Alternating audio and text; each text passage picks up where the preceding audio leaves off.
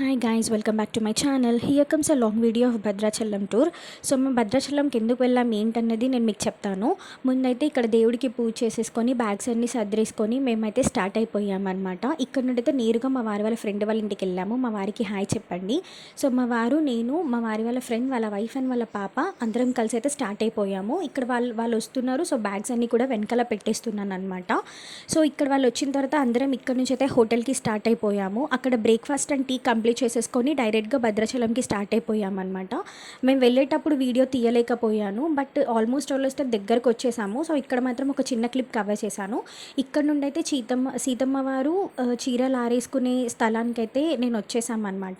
So ఇక్కడనైతే mobiles allowed లేదండి. Car parking చేసి అయితే లోపలికి వెళ్తున్నాము. లోపల నుంచి అయితే బయటికి వచ్చిన తర్వాత ఇక్కడ మొత్తం టీ, స్నాక్స్ ఇవన్నీ కూడా ఉన్నాయన్నమాట. ఈ ఏరియాలో లోపలికైతే మొబైల్ అలౌడ్ లేదు. మేము ఆల్రెడీ వెళ్ళి వచ్చేసాము, బట్ నేను జస్ట్ కవర్ చేద్దామని చెప్పేసి మామూలుగానైతే మీకు ఇక్కడ నుంచి చూపిస్తున్నాను. వాళ్ళైతే లోపలికి అస్సలు అలౌ చేయనియట్లేదు, మొత్తం ప్రోహిబిట్ చేశారనమాట ఇక్కడ. సో ఇక్కడైతే మొత్తం అమ్మవారు స్నానం చేసుకున్న ఏరియా అంట ఇదంతా. నేను మీకు ఇప్పుడు చూపిస్తున్నాను చూడండి. వాటర్ మొత్తం అమ్మవారు స్నానం చేసుకునేవారంట ఇక్కడ. అండ్ ఇప్పుడు నేను జూమ్ చేస్తున్నాను. అక్కడ ఒక అతను కూర్చున్నాడు కదా, నామాలు పెట్టి అక్కడ కూర్చున్నారు కదా, అక్కడనైతే అమ్మవారి చీరలు ఆరేసుకునేవారంట. ఇక్కడ నుంచి స్టార్టింగ్ నుంచి వెళ్తున్న జనాలు ఏంటి అంటే, ఇక్కడ అమ్మవారు స్నానం చేసుకునేటప్పుడు అయ్యవారు ఇక్కడ కాపలా కూర్చునేవారంట. సో ఇక్కడ కూడా ఒక పసుపురాయి ఉంటుంది చూడండి. అండ్ అక్కడ సైడ్ కనిపిస్తున్న జనాలు ఏంటి అని అంటే, అమ్మవారికి స్నానం అయిన తర్వాత పసుపు కుంకుమ రాళ్ళు పెట్టుకోవడానికి అక్కడ ఉన్నాయన్నమాట. సో అక్కడి నుంచి అయితే వెళ్ళి అందరూ పసుపు కుంకుమ తీసుకుంటున్నారు. అండ్ అయితే ఆ రాళ్ళని కూడా దర్శనం చేసుకుంటున్నారనమాట అటువైపు. సో ఇక్కడైతే స్వామివారిది రాయి కనిపిస్తుంది కదా, ఇక్కడ అమ్మవారు స్నానం చేసుకునేటప్పుడు అయ్యవారు అయితే కాపలా ఉండేవారంట.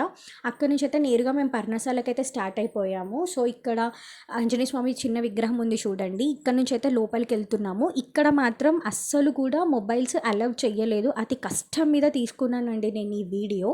సో పర్ణశాలలో లోపల స్వామివారిని దర్శనం చేసుకున్న తర్వాత పర్ణశాలకైతే వచ్చేసామన్నమాట. ఇక్కడ చూడండి, రాముల వారు, సీతమ్మ వారు నిలబడిన ప్రదేశాలు.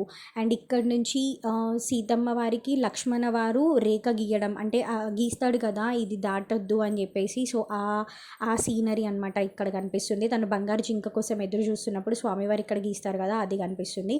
సో మళ్ళీ ఇక్కడ నుంచి బ్యాక్ వచ్చిన తర్వాతనైతే మొత్తము రావణాసురుడు భిక్షాటన వేషంలో వచ్చినప్పుడు అమ్మవారు తనకి భిక్షం తీసుకొస్తున్న సీనరీ ఇక్కడ కనిపిస్తుంది చూడండి. సో ఇక్కడ నుంచి అయితే నేను ఆల్మోస్ట్ ఆల్ ఇవన్నీ కవర్ చేసుకుంటూ వచ్చానమాట. ఇక్కడ నుంచి అయితే మొత్తం అమ్మవారిని అయితే తీసుకెళ్ళిపోవడం ఉంది కదా, అది ఇక్కడ కనిపిస్తుంది. సో ఇక్కడ నుంచి అయితే మేము డైరెక్ట్గా రూమ్కి వెళ్ళిపోయి అక్కడ రెస్ట్ తీసుకున్నాము పర్ణశాల నుంచి.